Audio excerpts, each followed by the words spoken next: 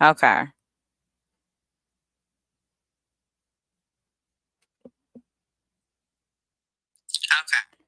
All right. My sound is on. Okay. So y'all didn't hear nothing I just said, so I'm just gonna repeat myself. Um, I got a seasonal job for the holidays, a retail job, hard as fuck. Shout out to the retail workers. I forgot how difficult retail was. I just wanted a job and I thought that that was a good company to work for. So I was like, okay, I'm going to work for this company. And so I did. And one thing I think I kind of haven't been noticing, but now I'm like starting to notice it more now that I was just like, they didn't really train us like that to do this job.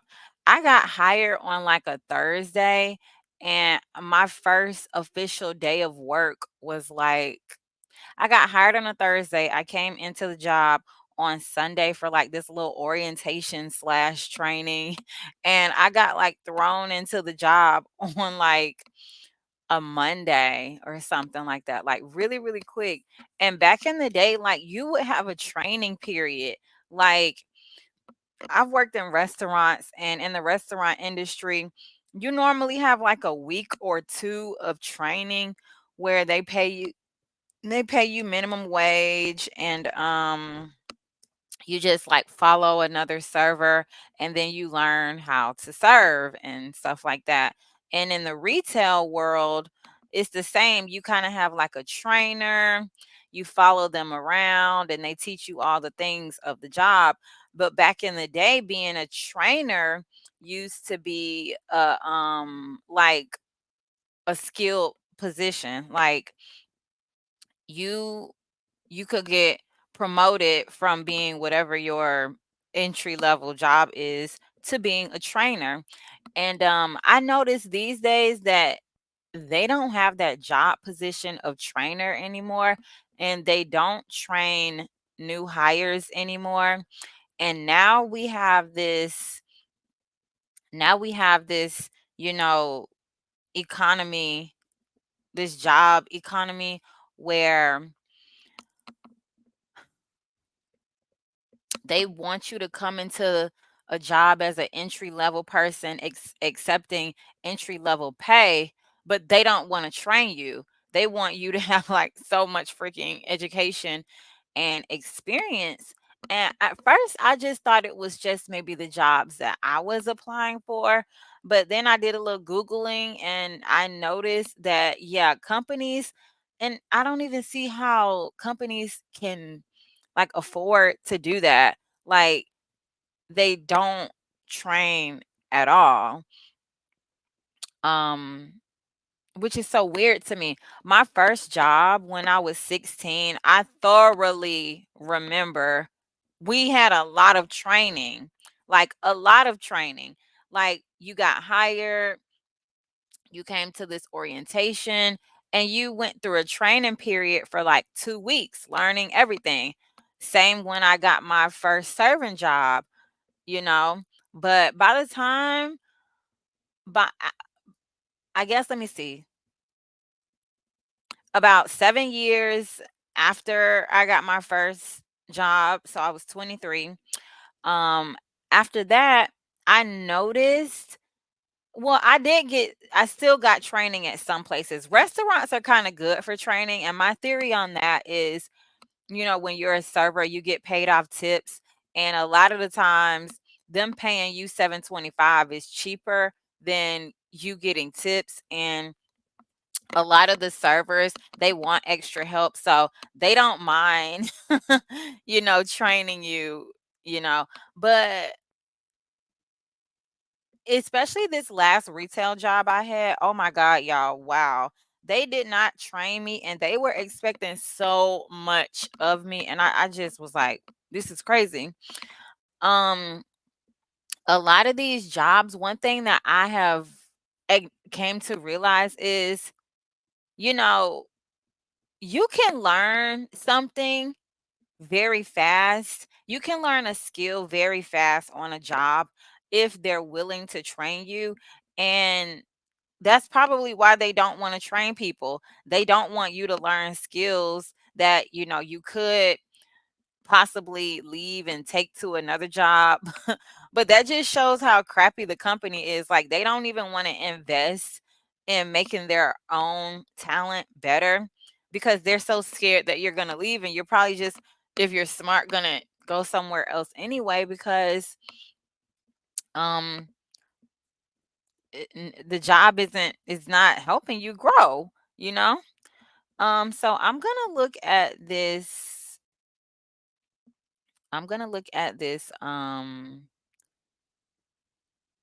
article. It says young workers no longer getting the on the job training they need. So they're finding it elsewhere. With companies training people less, the most valuable path to success may be pioneering your own career. And if you can't see, this was written in June 7th of 2018. So it feels like that was a long time ago, but actually that really wasn't a really, really, really long time ago. In 2018, I was about 25, I guess. So I mean, it kind of does make sense to me that training was out the door at that time. Um yeah. So the article goes to read, there's an inside joke among execs that goes something like this. A chief financial officer looking to save costs on training employees asks the chief executive officer, "What if we spend money on training and they leave?" To which the CEO responds, "What if we don't and they stay?" Unfortunately, over the last several years, it's the cost cutting CFOs who have been winning out way too often. According to Peter Capelli, director of the Wharton School's Center for Human Resources companies want workers they don't have to educate, and his research has found that employers don't train young workers like they used to. In 1979, per Capelli, the average young worker received 2.5 weeks of training per year. By 1995, training time fell to just 11 hours. Most recent comparable data has been hard to find. Yeah, it's hard to find because jobs don't train at all anymore. And this is like, blo- excuse me, this is like crazy. It's blowing my mind that these jobs are hiring people and they're literally not training you for a job that they expect you to do. It's the craziest thing to me. Um, Yeah, most recent most recent comparable data has been hard to find, says Capelli, but the Wharton professor says that by 2011, only a fifth of employees reported receiving on-the-job training from their employers. And I got my first job, I believe it was 2008 is when I had my first job. So 3 years before 2011. What's going on here is something that's often called the tragedy of the commons. Society as a whole is better off if workers are properly trained. Trained workers means more productive ones, which means more productive companies and greater overall economic output. However, individual companies are better off if they leave the cost of training to their competitors. More companies these days, it seems, want a free ride. So it's literally not that people don't want to work, but these companies, they don't want to show you how to do the job that they want you to do. Of course, the consequences for young professionals are tragic and costly. Traditional jobs aren't providing them with new skills and therefore aren't setting them up for success in their careers. Unsurprisingly, young workers aren't happy with their employers, so they're leaving constantly, disengaged from their jobs, and unlike any other generation and seeking new skills, they're job hopping. In 2015, according to Gallup, millennials changed jobs 3 times more often than older generations. Gallup, that's why like it really like is so funny to me when they're like Gen Z doesn't put up with what the prior generations used to put up with. Are you fucking kidding me? Millennials like invented job hopping. Like we had to job hop. We had to, because just like this article is saying, we weren't getting new skills on the job and they weren't trying to pay us more, and the jobs expected more of us, and we were not happy, and so we didn't have a choice but to job hop. Like that's literally the only choice that we had. um yeah. Gallup estimates that turnover costs the US economy $30 billion per year. I wish everybody would fucking quit and job hop. Like seriously, cuz you can learn something on a job that doesn't train you, like your coworkers, somebody's going to have to show you how to do the job. You know, like I said, back in the day, being a trainer used to be a job, but now you just gotta ask like all your coworkers. Oh, how do you do this? Can you show me how to do that? Can you show me how to do that? Oh, how do you do this again? How do you do that again? So you can learn. It's just you gotta ask questions. Um, and so you can learn something, but a job like that, I feel like get on the job, get experience, ask questions to figure out what you need to do, and quit. Go somewhere else. Because a company that isn't willing to train you, they don't deserve, you being faithful to that company. They didn't even want to show you how to do your job. And they're gonna like yell at you when you're not doing it correctly. So that just shows how much they don't care about you. More options available. As depressing as those stats can sound, the truth is that recent grads and young workers have more options to learn skills and craft their careers on their own. And you know what? I just had a job interview like 3 weeks ago maybe, and the lady was going over my resume with me, and she was asking me how did I learn some of the skills that were on my resume, because my degree is not in the skills that I learned, and I told her I learned them myself. Now I don't know if I'm going to get that job or not. I hope I get it, but yeah, when you are learning stuff these days, skills, employable skills, most of these skills that they find attractive, you got to teach yourself how to do them. Like, I'm not saying college isn't good. Like, I value my college education, but a lot of the stuff that they want me to do, I literally had to figure out how to do it myself. And I only did it as a job to make money while I was in school. Yeah. Since 2011, when massive open online courses and MOOCs began to gain public attention, their popularity has grown exponentially. Last year, by estimate, 23 million people signed up to take their first MOOC, all told. Since 2011, more than 800 universities have offered over 9,000 courses to 81 million registered users, according to the same report. Sure, MOOC students want to enrich themselves for enrichment's sake, but learning work relevant skills are a key motivation, according to multiple studies. Going their own way. For many recent graduates, expectations of entering the workforce haven't matched up with reality. Gallup found that millennials are less engaged with their full-time jobs than any generation before them. Yeah, the job market, they have like been fucking millennials over, and it's trickling down to Gen Z. And yeah, but there are a lot of reasons for hope. Enabled by new technologies. Oh, this is what I was going to say about the teaching yourself. A lot of skills that I see people want on these jobs descriptions, you can literally go to Coursera or any of these other course companies and learn how to do that skill in 1 hour. Like, I'm not even fucking kidding. Like, not 1 hour, but you can get familiar with it in 1 hour. It's a lot of skills on Coursera and all these companies like Excel, all kinds of stuff that you can learn really freaking quick. And it's a lot of free courses on Coursera too. I'm not against paying for stuff, but if you don't have the money for something or you just want to brush up on like some skills and you know you have an interview and they may ask you about something that you put on your resume that you kind of know how to do, but you kind of don't know how to do, go on Coursera and see if there's a free course and get to know the skill a little bit more. Erkai.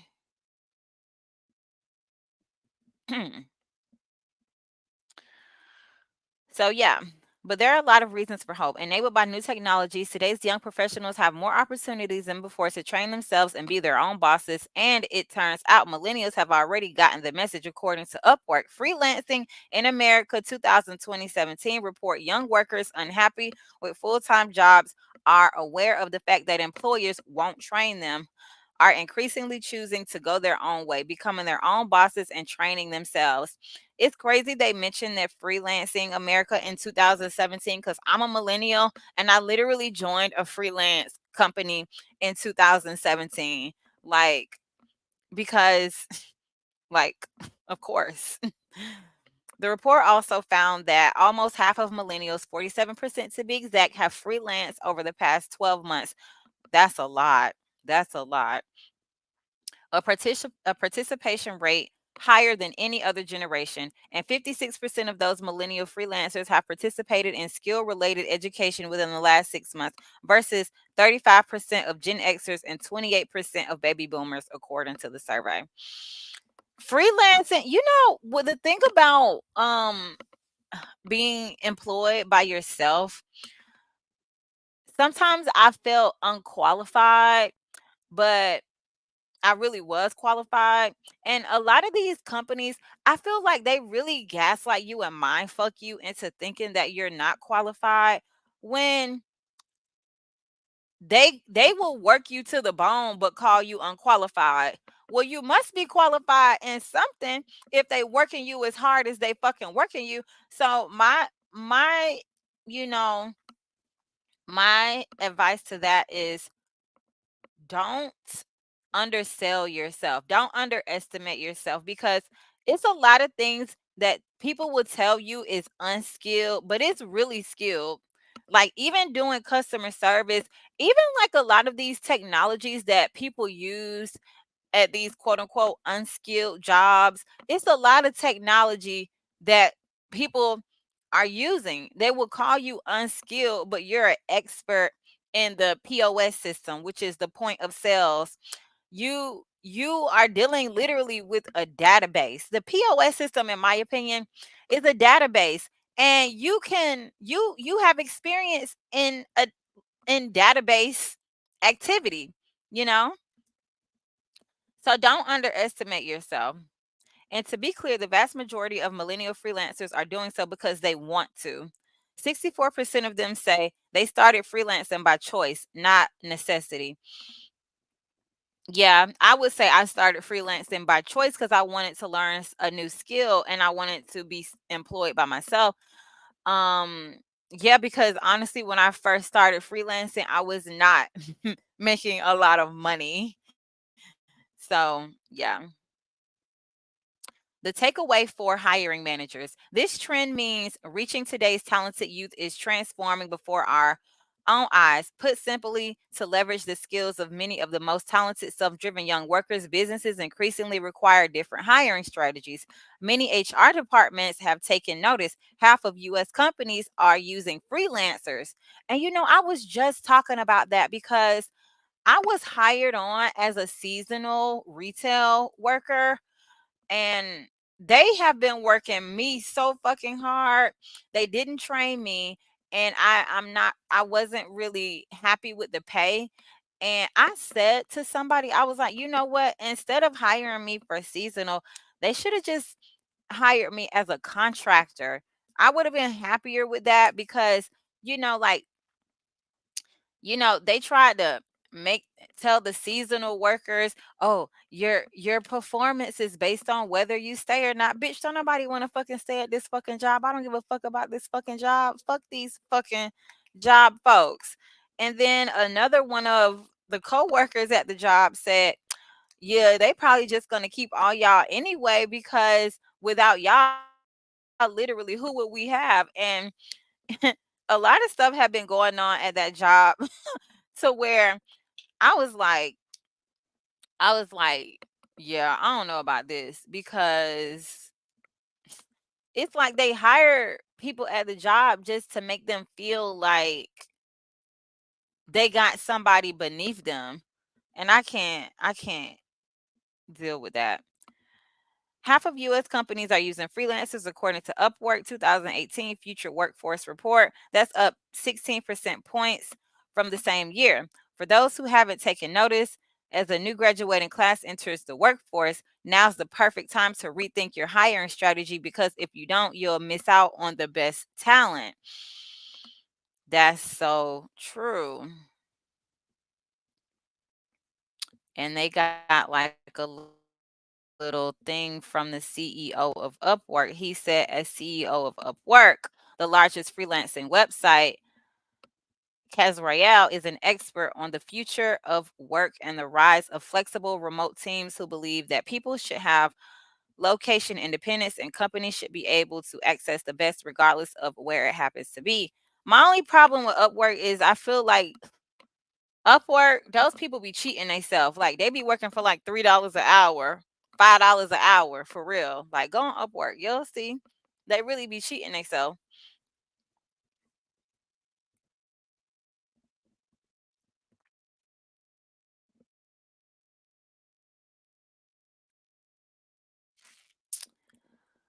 So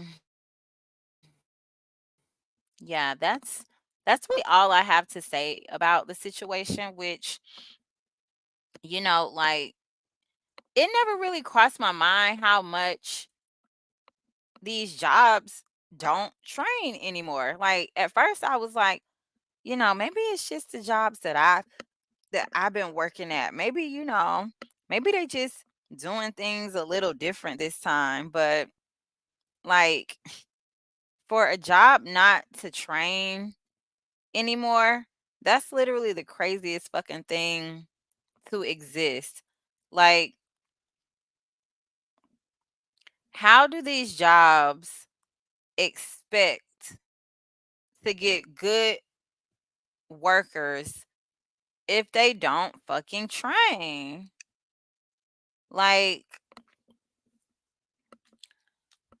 jobs that I feel like trained me good, I stayed longer.